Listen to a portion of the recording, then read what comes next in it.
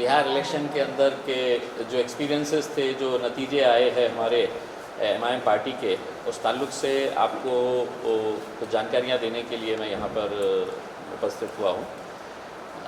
Basically इस जीत के अंदर हम समझते हैं कि कांग्रेस पार्टी का बहुत बड़ा योगदान रहा है कि एमआईएम को जिताने के लिए, क्योंकि हमने पूरे चुनावी प्रचार के दौरान जो देखा कि कांग्रेस पार्टी ने जिस तरह से हमारा वहाँ पे प्रचार किया, अपने स्टेज के ऊपर से कहिएगा या पत्रकार परिषद लेकर लोगों को ये समझाने की कोशिश की थी कि एमआईएम को वोट नहीं देना है करके, तो हम तो सबसे पहले उनका धन्यवाद देते हैं कि महफिल उनकी सस्ती थी लेकिन नाम हमारा होता था वहाँ पे।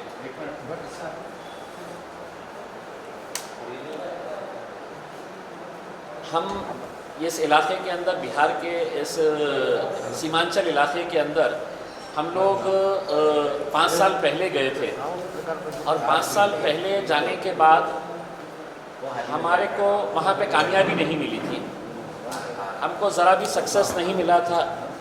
उस वक्त नीतीश कुमार और लालू प्रसाद यादव ये साथ में मिलकर आए थे, सेक्युलरिज्म की गुहाई दिए थे, और लोगों के वहाँ पे एक ही मंशा थी कि किसी भी सूरत में भारतीय जनता पार्टी को दूर रखना है तो हमको एक साथ मिलकर आना है। और उस वक्त उन्होंने वोट दिए। हमने बहुत उनको कहा था कि मतलब ये गठबंधन तुम्हारा साथ नहीं देने वाला है, क्योंकि ये भारतीय जनता पार्टी के साथ जाकर मिलने वाले हैं। ये 2015 के अंदर हमने अपने चुनावी प्रचार के अंदर हमने ये कहा था, लेकिन नतीजा यही हुआ कि 1.5 साल के बाद नीतीश कुमार साहब जाके भारतीय जनता पार्टी के साथ मिल गए, और अब जब दोबारा आए तो इस तरह का एक कन्फ्यूजिंग इलेक्शन लोगों के बीच में कराए कि रामविलास पासवान साहब की पार्टी कहती कि हम नीतीश कुमार साहब के साथ नहीं जाएंगे, हम भारतीय जनता पार्टी के साथ जाएंगे। रामविलास पासवान की पार्टी कहती कि अगर हम सत्ता में आते हैं तो हम नीतीश कुमार को जेल में डालेंगे। भारतीय जनता पार्टी कहती है कि अगर हम सत्ता में आते हैं तो नीतीश कुमार को हम मुख्यमंत्री बनाएंगे। तो ये जो एक कन्फ्यूजिंग स्टेट तैयार किया गया था, बाद में हमको सबको मालूम था कि ये सब एक साथ मिलकर आने वाले हैं, लेकिन नतीजा ये हुआ कि वहाँ की जनता ने किसी भी तरह का कोई भी जो कोशिशें हो रही थी एमआईएम को हराने के लिए, वो कोशिश को नाकाम करते हुए एक ताकत के साथ एमआईएम के साथ खड़े रहे। और उनके कितने ऐसे कांग्रेस के पत्रकार परिषद हुए हैं जिसके अंदर उन्होंने ये कहा था कि हम इनके आने से हमको नुकसान होगा। हम उनको ये बताना चाहते हैं कि 70 सालों तक हमने तुम्हारे फ़ायदे, तुम्हारे नुकसान, यही हमने सोचा है। अब हम इलेक्शन जो लड़ेंगे हम हमारे फ़ायदे के बारे में सोचेंगे, और हमारा फ़ायदा इसके अंदर था कि हम इलेक्शन लड़े तो हम जीते। और ये कहना कि एमआईएम की वजह से सत्ता नहीं आई है करके, तो ये किस बात का घमंड और गुरूर है कांग्रेस पार्टी को कि जो इतनी बड़ी, सबसे पुरानी पार्टी होने के बावजूद, सबसे बड़ी पार्टी होने के बावजूद वो किस मुकाम के ऊपर आ गई। तो मेरे ख्याल आखिरी 19 सीटें उनको मिली है, एक राष्ट्रीय पार्टी और सबसे पुरानी पार्टी। तो हम ये चाहेंगे कि वो अपने गिरेबान के अंदर झाँक कर देखें कि हमारी क्या कमियां रह गई है करके, और अब ये चीखना चिल्लाना, ये औरतों के जैसा रोना, ये बंद कर दीजिएगा कि हमारे को, हम जो हार रहे हैं इनकी वजह से, मतलब जीतते हैं तो उनके गांधी परिवार की वजह से जीतते हैं, बोलते नहीं राहुल गांधी का चमत्कार हो गया है। हारे जहाँ पर किसी का अवैसी के ऊपर है तो पूरा ठिकड़ा फोड़ दो करके। तो ये जो है ये लोगों को समझ में आ चुका है। हमारे को तकरीबन 5.25 लाख वोट वहाँ पर मिले हैं, यानी कि जिन 6 कॉन्स्टिट्यूंसीज़ के अंदर हमारे को हमने विशेष तौर से जो हमारे को ऐसा लग रहा था कि ये 6 सीटें हमारी आएंगी, तो हर सीट के ऊपर हमारे को 60,000 के ऊपर ही हमारे को वोट्स मिले हैं। अगर हम 20 सीटें लड़े हैं तो एक अनुमान लगा लीजिएगा, एक एवरेज भी अगर निकालते हैं तो 60 हज़ार वोट हमारे को मिलना वहाँ पे बहुत बड़ी बात है। मतलब एक कॉन्स्टिट्यूंसी में जहाँ पर हमारे बिहार के अध्यक्ष अख्तरुल इमान साहब लड़े हैं, वहाँ पर 90,000 वोट्स मिले हैं। कोचा धामन जो ऐसी कॉन्स्टिट्यूंसी थी जो लोग बोलते थे कि नहीं ये निकलना बड़ा मुश्किल है क्योंकि यहाँ पर इनका वो है, तो वहाँ पर भी तकरीबन 38,000 की लीड से जीते हैं, 38,000 की लीड से। तो ये सब देखते हुए हमारा यही कहना है कि हमारे हौसले और बुलंद हुए हैं। हम किसी भी तरह की आलोचना को फेस करने के लिए हम तैयार हैं, आपको जो बोलना है, क्योंकि अब जनता समझ चुकी है और वो जनता समझने के बाद अब ये बौखलाहट का शिकार होकर ये कह रहे हैं कि अगर ये नहीं लड़ते थे तो हमारी सरकार बन जाती थी। हमने ये साफ कहा है कि इस देश से अगर किसी को भगाना है, इस देश से अगर किसी की सत्ता नहीं आना है तो वो भारतीय जनता पार्टी की। भारतीय जनता पार्टी को सत्ता से दूर रखने के लिए जो करना है वो हम करने के लिए तैयार हैं। लेकिन अगर आप एक तरफ बोलेंगे कि नहीं ये तो आए हुए हैं इनको जिताने के लिए, ये क्यों लड़े हैं, इनके लड़ने से हमको नुकसान हुआ है, हम क्या आपके नुकसान का हमने ठेका लेके रखे हुए हैं क्या? आपको कितना नुकसान हो रहा है करके आपको इतना ही लगता है तो आप बात करिए, अवैसी साहब से बात करिएगा कि साहब आप भी हमारे साथ आइएगा करके। लेकिन एक तरफ ये बोलना और फिर कहना कि हमारी सरकार आपकी वजह से आई है करके। अभी 5 आए हैं, हमारी उम्मीदें वहाँ पर बिहार के अंदर ये थी कि कम से कम 6 सीटें आएंगी। हमारी एक सीट जो पिछले साल हमने जीते थे बाई इलेक्शन के अंदर, जो किशनगंज की सीट थी, वहाँ पर अगर आप आंकड़ों के ऊपर नज़र डालें कि जो पार्टी हमको कहती है कि हम वोट काटते हैं, तो आप अगर देखेंगे कि 10 महीने पहले जो किशनगंज का चुनाव हुआ था, उपचुनाव हुआ था, वहाँ पर हमारा कैंडिडेट जीता था खमरुल हुदा साहब, उनको 70,000 वोट मिले थे। भारतीय जनता पार्टी को 60,000 वोट मिले थे और कांग्रेस को महज 25,000 वोट मिले थे। लेकिन इस बार है तो भारतीय जनता पार्टी और कांग्रेस ने कुछ इस तरह का एक साठगांठ किया था कि हम दोनों के अंदर ही होना चाहिए, यहाँ से एमआईएम को हटाने का है करके। वो एक सीट हम हारे हैं और हमको मालूम है कि वहाँ पर क्या क्या हथकंडे अपनाए गए हैं, क्या क्या साजिशें वहाँ पर खेली गई है कि एमआईएम की ये सीट, क्योंकि उन्होंने सपने में भी नहीं सोचा था कि मतलब एमआईएम के 5 सीट आ जाएंगे। वैसे तो किसी ने भी नहीं सोचा था, मतलब हम लोगों का इतना यकीन था कि हमारी सीटें आएंगी, जो ज़मीन के ऊपर हम काम कर रहे थे। आप यकीन नहीं मानेंगे कि मतलब अवैसी साहब की जो तड़प थी बिहार के लिए, उनको ना मैंने इतना प्रचार न तेलंगाना में देखा ना महाराष्ट्र के अंदर जितना वो बिहार के अंदर किए। मैंने खुद तकरीबन 60 सभाएं लिया है। एक दिन के अंदर मैंने तो रिकॉर्ड किया था कि 13 सभाएं लिए थे। मतलब सुबह 9 बजे जब मुझे बोला गया कि सुबह 9 बजे पहली सभा है करके, तो मुझे यकीन नहीं हुआ कि 9 बजे कौन उठता होगा और जाता होगा करके। लेकिन 9 बजे भी मतलब वहाँ पर लोग इंतज़ार में बैठते थे कि एमआईएम के सांसद आने वाले हैं करके। तो एक बहुत पॉजिटिव डेवलपमेंट हम ये समझते हैं। हमको दुख इस बात का यकीनन है कि सारी उम्मीदें, देखिए हमारा तो कोई ये नहीं था कि हम सत्ता हासिल करना चाह रहे थे, हम अपनी ज़मीन तलाश कर रहे थे और वो ज़मीन हमारे को मिली। लेकिन आज भारतीय जनता पार्टी जो गर्व से कह रहे हैं, मैं भी उनके नेताओं के बयान सुन के आ रहा हूँ कि मोदी साहब का जादू अभी भी बहुत चल रहा है और मोदी साहब है तो मुमकिन है करके, तो कतई मुमकिन नहीं है।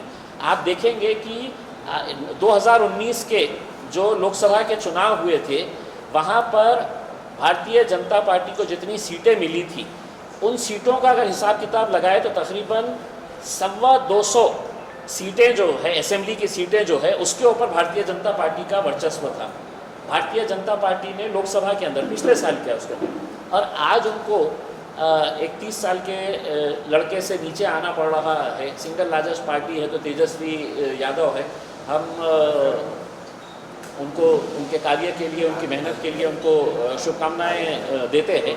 लेकिन हमें भी उतना ही सरप्राइज़ हुआ और उतना ही हमारे को भी एक अचंभे में आ गए थे हम कि कोई नहीं, किसी भी मीडिया हाउस ने नहीं बोला था कि ये आएंगे करके, लेकिन ये आ गए सत्ता में दोबारा। तो मेरे हिसाब से ये सबको चौंकाने वाली बात है। अब हम यहाँ से आगे अपना सफ़र शुरू करेंगे और ज़्यादा मजबूती के साथ और ज़्यादा मेहनत करेंगे। 2015 में जब हमने इलेक्शन लड़े थे और उसके बाद जब हम 2020 के अंदर गए, तो ऐसा नहीं है कि हम सिर्फ 2015 के अंदर गए और उसके बाद हम 2020 के अंदर चले गए हैं। देखिए ना, शारिक साहब को बिठाइए, बैठिए। तो 2020 में गए हैं हम, ऐसा नहीं है कि हम 5 साल है तो इलेक्शन के वक्त में गए हैं। हमारी जीतने की मुख्य वजह क्या है, अगर आप समझने की कोशिश करेंगे कि 2015 में हम गए, तो 2015 में हम जाने के बाद हमारे को एक भी सीट के ऊपर कामयाबी नहीं मिली। कितने सीटें हम लड़े थे? 6 सीटें, यानी कि 250 में से तकरीबन हम 6 सीटें अगर लड़ रहे, तो आपको मालूम होगा कि कितना बऊ बनाया गया था कि आप 6 सीटों के ऊपर आए हैं, अब ये वोट काटने के लिए आए हैं, ये इनकी टीम है उनकी टीम है करके। हमने किसी भी तरह की हमने आलोचना को हमने बर्दाश्त करते हुए 5 साल हम लगातार सीमांचल की जनता के साथ संपर्क बनाए हुए थे। संपर्क का मतलब ये है कि वहाँ पर बाढ़ की परिस्थिति इतनी ख़राब, इतनी भयानक होती है। वो बाढ़ की परिस्थिति के टाइम के ऊपर असद साहब हैदराबाद से वहाँ पर मदद भेजे। वहाँ पर अकबरुद्दीन अवैसी साहब ने हैदराबाद के अपने डॉक्टर्स की टीम फुल दवाइयों के साथ वहाँ पर भेजे। फिर ये कोरोना का पीरियड आया, तब हमारी पूरी टीम वहाँ पर लगी थी। तो लोगों को ये एहसास हुआ वहाँ पर कि हमने 2015 में ये आए थे, हमने तो इनका साथ नहीं दिए, इसके बावजूद भी ये लोग हमारे साथ, हमारे सुख दुख के अंदर खड़े हैं, हमारे दुख के अंदर पूरा खड़े हैं। तो हमारे को ये 2020 के अंदर ये हमारे को नतीजे मिले हैं। तर एका समाजाचं बोलतो नाही, हिंदू लोक जो टीका लावून आमच्या कॅन्डिडेटच्या स्टेजवर येऊन भाषण करत होते की आम्हाला हे कॅन्डिडेटला जिंकून आणायचे आहे। का की त्यांनी इम्तियाज जलीलला बघून मत दिले असं नाही आहे। ते आमचे कॅन्डिडेट्स, त्या चांगलं सिलेक्शन आम्ही केलं होतं त्यांचं, की त्यांचं सामाजिक कार्य इतकं मोठं होतं आणि इतकं चांगलं काम होतं त्यांचं की त्यांच्यामुळेही आम्हाला खूप फायदा झाला। असं नाही आहे आम्ही कोणालाही उभे केलं आणि लोकांना कन्व्हिन्स केलं की बाबा यांना वोट द्या। लोक ते कॅन्डिडेट्सलाही ते पसंत करत होते की नाही खूप चांगला माणूस आहे। तर असं सांगणं की फक्त मुस्लिम बहुल एरियामध्ये मला वाटतं की हे चुकीचं आहे। अनेक असे कॉन्स्टिट्युएन्सीज आहे।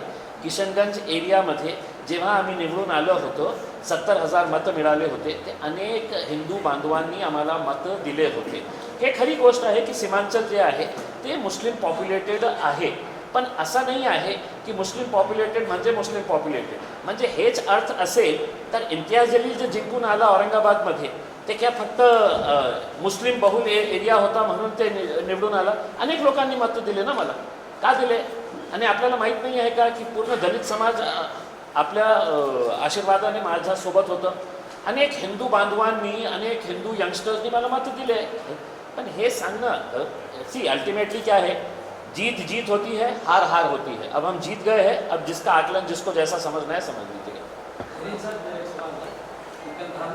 बहुत सारे आरोप लगे वोटिंग मशीन में धांधली हुई है या वहाँ पे बहुत सारी गड़बड़ है जिससे 10-15 सीट का इधर उधर है। आप वहाँ थे, आपको कैसे?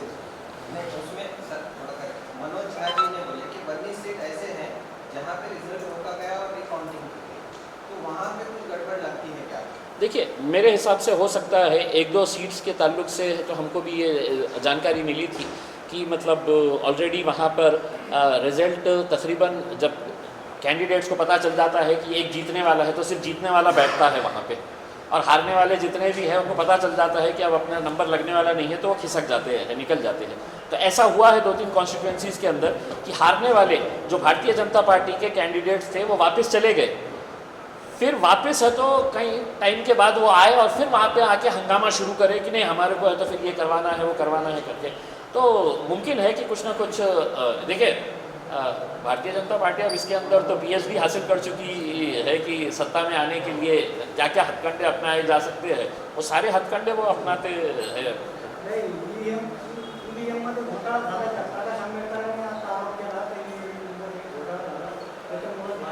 नाही, आता काय आहे की आता इट्स टू अर्ली की म्हणजे आमच्याही ॲनालिसिस आम्ही सगळ्या सीट्सचे ॲनालिसिस करू।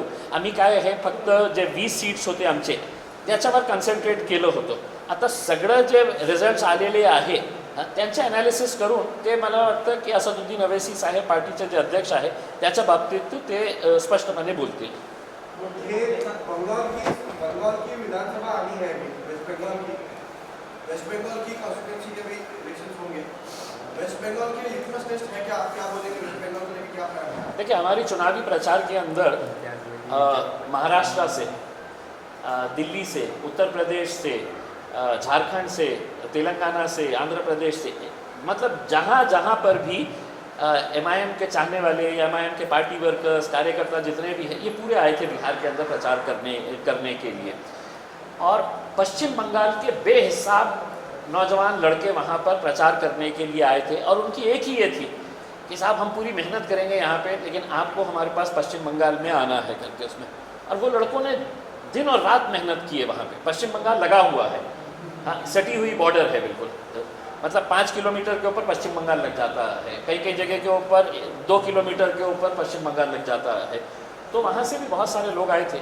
अब जैसा कल असद साहब ने कहा है कि अब हम जाएंगे, तो पश्चिम बंगाल भी जाएंगे, उत्तर प्रदेश भी जाएंगे। एक चीज़ लोगों के अंदर ये अब समझ में आया है कि हम हमारी आइडेंटिटी को हमको अगर बनाना है तो अपनी राजनीतिक ताकत हमको मजबूत करना पड़ेगा। और वो राजनीतिक ताकत ये है कि अब किसी के कंधों के ऊपर बैठकर है तो हम नहीं, अब हम ही दूल्हे बनने के ये है। हमने कई लोगों को दूल्हा बनाए हैं और हम बारातियों का काम करते थे कि हम कोई अलायंस नहीं होगा जो है दूल्हे बन के लड़े जाएंगे। देखिए ये टाइम जो हुआ है, पहले आप ये खुद मानते थे कि MIM पार्टी को जो है एक अछूत की तरह देखा जाता था कि ये अनटचेबल है, इनके करीब नहीं जाना है। ये सभी राजनीतिक पार्टियाँ ये सब अपने आप को बड़े दूध के धुले समझते थे। इनका ये था कि नहीं, मुस्लिम समाज का वोट दो हमारे को, इनका कोई लीडर तैयार मत करो करके उसमें। और वो असद अवैसी साहब को तो कभी बर्दाश्त नहीं करेंगे क्योंकि वो बहुत ब्लंटली बोल देते हैं, वो बिल्कुल किसी से न डरते न घबराते हैं उसके अंदर। तो उनको ऐसा नेतृत्व नहीं चाहिए। उनको कैसे चाहिए जो अभी भी मतलब कांग्रेस के अंदर, NCP के अंदर बहुत सारे ऐसे मुस्लिम लीडर हैं जिनके आका अगर बोलते हैं बैठो तो बैठ जाते हैं, उठो तो उठ जाते हैं करके। उनका काम यही है कि अपनी कुर्सी संभाल के रखो, अपना साहब क्या बोल रहा है उतना हद तक करके रखो। ये टाइम के ऊपर ये हुआ है कि बहन मायावती का अलायंस हमारे साथ हुआ है, वहाँ पे कुशवाहा साहब का अलायंस हुआ है, यादव साहब का अलायंस हुआ है। तो ऐसे तकरीबन 5 पार्टीज़ मिला के हम साथ में इलेक्शन लड़े। लेकिन इसका बहुत ज़्यादा फ़ायदा इस वजह से हमारे को या उनको नहीं हुआ है क्योंकि ये बिल्कुल इलेक्शन के वक्त में हम गए थे। इलेक्शन के वक्त में जाने से जो हमारा लोगों तक पहुंचने का जो रीच था वो नहीं हो पाया। लेकिन अगर हम पश्चिम बंगाल जाएंगे, उत्तर प्रदेश जाएंगे, अब सबको मालूम पड़ गई है कि हमारी ताकत क्या है और हमको मालूम पड़ गई है कि हमारी ताकत क्या है उसमें। तो अब हम अगर उसकी प्लानिंग से जाएंगे, अगर कोई आता है तो यकीनन असद साहब उसके ऊपर फैसला करेंगे। इम्तियाज़ भाई, आपको जो वोट कटवा एक लेबल मिलता जा रहा है या हो रहा है, तो कैसा इसको अभी और देखिए मतलब 2015 के अंदर इसका बहुत बड़ा ये था कि जिस तरह से कांग्रेस ने हमारे ख़िलाफ़ वहाँ पर जमकर प्रचार किया था, ये 6 सीट लड़ने के लिए आए हैं, ये वोट काटने के लिए आए हैं। लेकिन 2015 के अंदर जब उनको लोगों ने कबूल किया, उनको जिताया, तब सवाल ये पैदा हुआ कि वो जीत के चले गए और 5 साल उनको पलट के देखे नहीं। तो लोगों को ये एहसास हुआ कि यार इनके ऊपर तो ये आरोप लगाते थे, हमने इनका साथ नहीं दिया, लेकिन 5 साल ये पूरे पूरे हमारे साथ खड़े रहे। हमारे को बाढ़ आई तो इन्होंने हमारा मदद किए है, कोरोना का पीरियड हुआ तो ये हमारे को मदद किए, डॉक्टर्स की टीम भेजे, फ्री में दवाइयाँ भेजे, एम्बुलेंसेस वहाँ पे अरेंज कराए। तो ये इतनी सारी चीज़ें जब लोगों ने देखे तो लोगों को ये एहसास हुआ कि ये गलत बोल रहे हैं। अब आप मुझे ये बताइएगा कि 70 सीट कांग्रेस ने जीती है। आज सबसे ज़्यादा जो ढिंडोरा पीट रही है कांग्रेस कि इनकी वजह से हुआ है। 70 सीट के अंदर आप 19 अगर जीत कर लेकर आ रहे हैं तो आपके ऊपर लानत है। हम तो ये समझ रहे हैं कि ये तो तेजस्वी यादव का बहुत बड़ा पना था कि उसने है तो इनको 70 सीट दिया था, उसको मालूम भी होते हुए कि इनकी लायक ही नहीं है 70 सीट की, इनकी औकात ही नहीं है 70 सीट लड़के है तो जिताने की। इसके लिए इनको है तो मुश्किल से अगर उन्हें 25 सीट देता और बोला होता कि भैया तुम हारो जीतो, बाकी के सीट्स अगर ये खुद लड़ता तो शायद मेरे हिसाब से वो सिंगल हैंडेडली भी निकाल सकता था उसका। कांग्रेस के साथ अब कांग्रेस का ये हो गया है, जहाँ जा रहे हैं वहाँ पे उनको, अब हमारे को अगर वोट कटवा बोल रहे हैं तो हम ठीक है 20 सीटों के बारे में हम बात कर लेते हैं, बाकी सीटों पे MIM थी क्या? नहीं थी। कल के दिन बाई इलेक्शन हुआ, 28 सीटें मध्य प्रदेश के अंदर, उसमें से कितने सीटें बीजेपी जीती? पूरे के पूरे तुम्हारे कांग्रेस वाले थे। विधायक जो कांग्रेस के थे वो पूरे के पूरे भारतीय जनता पार्टी में चले गए, वो सब ठीक। बाई इलेक्शन होता है उसके अंदर भारतीय जनता पार्टी जीतती है, MIM तो लड़ीच नहीं वहाँ पे। उत्तर प्रदेश के अंदर MIM लड़ीच नहीं वहाँ पर जहाँ जहाँ पर भारतीय जनता पार्टी और कांग्रेस का ये था। तो मेरा यही कहना है कि अपने अंदर आत्म परीक्षण करो कि हमारी गलती क्या हो रही है करके, हम क्यों अब हम इलेक्शन के अंदर अच्छा परफॉर्मेंस नहीं दे पा रहे हैं।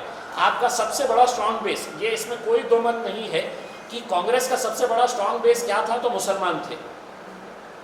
लेकिन आज अगर वो भी अगर आपसे दूर जा रहे हैं तो आप सिर्फ ये कब तक सेक्युलरिज्म, हमने तो साफ कहा है कि भारतीय जनता पार्टी और कांग्रेस ये एक ही सिक्के के दो पहलू हैं। एक सामने से वार करता है और एक पीछे से खंजर भोंकने का काम करता है। मुसलमानों के ताल्लुक से यही किया गया है इसमें।